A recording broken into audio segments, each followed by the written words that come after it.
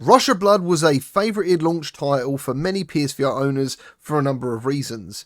For me, it was the best horror roller coaster experience I've ever had. Fast-paced action, over-the-top horror, incredible sound work, and full-on jump scares. Even the title sequence made me jump every time, even though I knew it was coming. It was only around 1.5 hours long though, but had tons of replayability due to the varying difficulty and scoreboard chasing. It was also great to share with friends to watch their reactions to the relentless jump scares and horror only VR or an actual real ghost train can deliver. Now 6 years later, PSVR2 is here and we have a sequel in Switchback VR, aka Rush of Blood 2. And I'm here to help you make a decision if you should buy this day one or wait for a sale further down the line. The game features 5 areas, but they are much longer, with most lasting around 15 to 20 minutes and some have 5 to 6 varying paths. Hence the reason I think they stated there was 12 levels in all, but don't quote me on that. The graphics are increased due to the power of PS5 and PSVR2, but this game will definitely not win any awards when it comes to fidelity.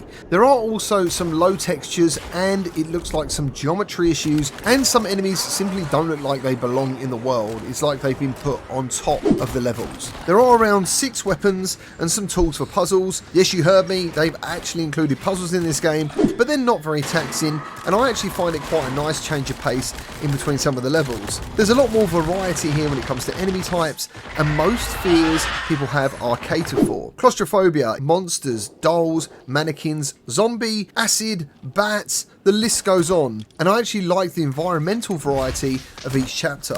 Switchback also uses PSVR2 eye tracking to work out what you're scared of by how long you look at it, or even if you look at it at all, causing different moments each time you play it. There's also the famous don't blink sequences where blinking causes the enemies to move each time you open and close your eyes. This can happen literally as fast as you blink too. The headset haptics kick in when you hit your head on a wooden beam, for example, but for me personally I found these a little bit muted, and sometimes the haptics are delayed in comparison to what happens in the game. But it's actually the sense controllers that really shine for me while playing Switchback. The kick you get from using the Uzis reminds me of playing games like Time Crisis back in the arcades. I didn't actually know the sense controllers could be so strong and loud, and I absolutely love it. In comparison to Rush of Blood, this is more of a scenic ghost train mostly.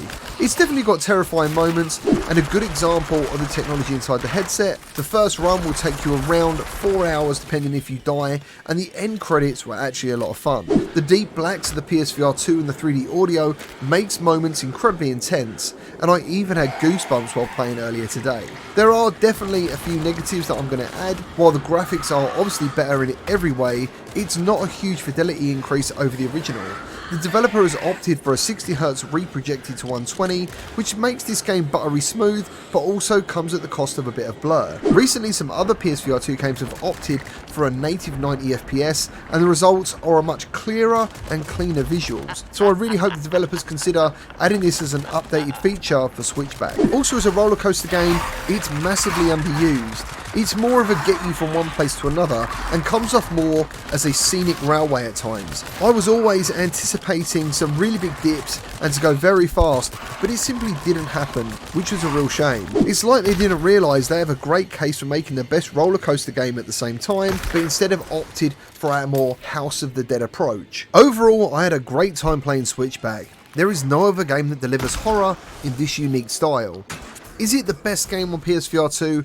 No, unfortunately it isn't, and the visual fidelity is a bit poor, but this isn't a deal breaker for me, and Switchback VR sits firmly in my top 10 of PSVR2 games currently that I would recommend to others. But I love roller coasters, jump scares, and House of the Dead style gameplay. It's definitely not as intense as Rush of Blood, which is a shame, and I never really cared for the protagonist in Switchback VR, unlike Dan T, who was pretty unforgettable. But there is still plenty here to be enjoyed.